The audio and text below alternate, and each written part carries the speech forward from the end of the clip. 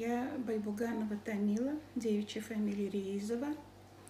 Родилась в 1940 году в городе Симферополе. Родители из Ялты. Риизов Мемет Усейнович, Риизова Бибе Усейновна. И они жили в Ялте вначале, потом папа мой всегда работал на руководящей работе, и его из Ялты перевели в Симферополь, большого ресторана, который сейчас центральный универмаг. Там был пассаж, ресторан большой, он там работал директором ресторана и во время войны, и после войны. И так как он работал во время войны, его обвинили, посадили на 10 лет.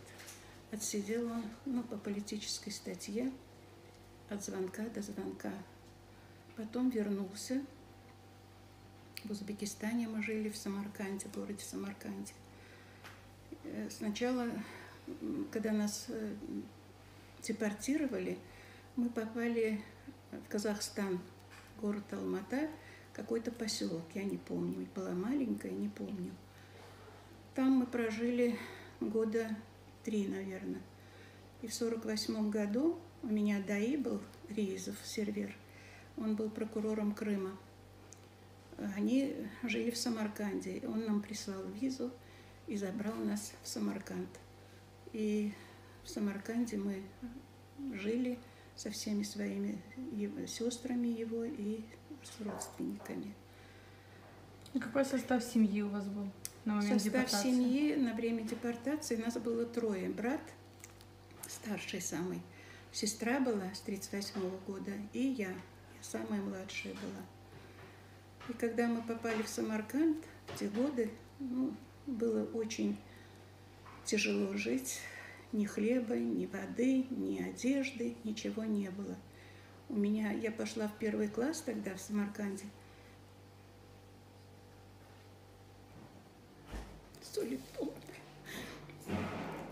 У меня были галоши, даже задников не было. Я ходила в школу с этими галошами. Кушать даже хлеба не было. Потом была карточная система. В очередях стояли, мама бедная стояла в очереди, по 100 грамм хлеба выдавали тогда. А хлеб был в то время такой вкусный, мы даже не наедались. И вот так вот а зима была очень суровая. Такая суровая была, что морозы были до 35, до 40 градусов в то время. И вот я в этих галошах ходила в школу.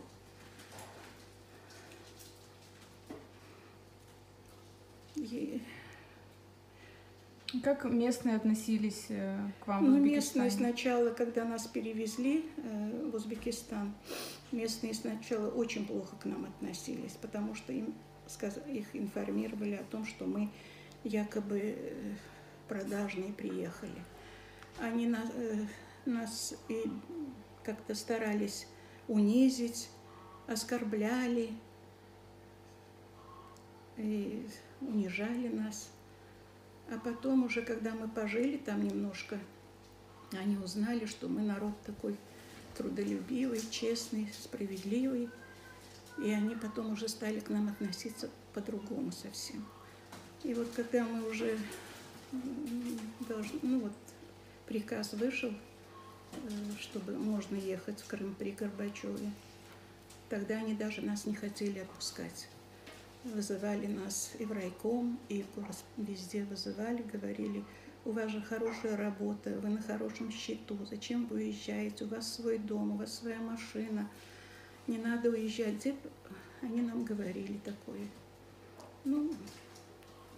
Естественно, мы ни на что не посмотрели и решили ехать на родину к себе. Меня вызывали, я работала в поликлинике, главврач приходил. ОБХС почему-то приходил меня наказывать. Вот мы слышали, что вы хороший работник, вас все уважают. Зачем вы... Я информации читала на этих собраниях. Все собрания почти у нас дома проходили. И я говорю, а что я плохого сделала? Я же ничего плохого не делаю, я просто хочу ехать на свою родину, и все. И вот один день вызвали меня в прокуратуру с работы. Без повестки просто позвонили, чтобы я явилась в прокуратуру. Я явилась туда. И смотрю, через 5-10 минут мой муж тоже пришел в прокуратуру, его тоже вызвали. А он был больной, сердечник, инфаркт перенес, инсульт. И они стали его расспрашивать, почему вот вы так делаете, вот на вас есть такая-то статья, вот мы можем вас наказать. И тут он разнервничался, вытащил нитроглицерин, взял в рот, и я говорю, вот зачем вы это все делаете? Я говорю, вот сейчас с ним что-то случится, и вы будете в ответе. Он больной человек, я говорю, оставьте его в покое. И вот так вот они нас отпустили потом. Мы же, говорю, не преступники, не какие-то... У нас семья, говорю, такая положительная, нормальная, все нас знают здесь. Так что я говорю, зря вы вот это вот все затеиваете. Не надо такие вещи делать. Мы, говорю, честный, трудолюбивый народ. Мы ничего плохого не делаем. Мы хотим ехать на свою родину, и все. Потом они нас не стали больше вызывать. Ну, мне говорили, зачем вы информации читаете? Я говорю, а что? Я же ничего плохого не делаю. Я читаю информацию. Просто у меня звонкий, громкий голос, и решили мне дать эти информации, чтобы я прочитала. И все. Изменился ли состав вашей семьи во время депортации? Во время депортации нет. У нас было всего 3, и мама 4-я была. Папа был в заключении. А в каком году вы вернулись и каким составом? И куда? Сюда, в Крым? Да, в Крым. Мы вернулись в 90-м году. У нас было, в общем, моя семья вся была. У меня 2 дочки и вот сын Нарвин. Вернулись сразу сюда, в Крым. Поселились в Пятихатках, Красногвардейский район. Там мой муж приехал до нашего приезда, искал дом, искал. Хотел в Симферополе купить, а в Симферополе тогда нам дома не продавали.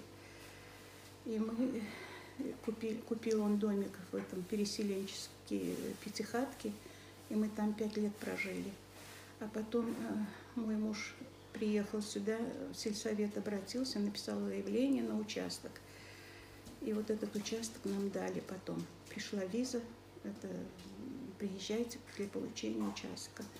Мы приехали. Когда раздавали участки, нас здесь не было.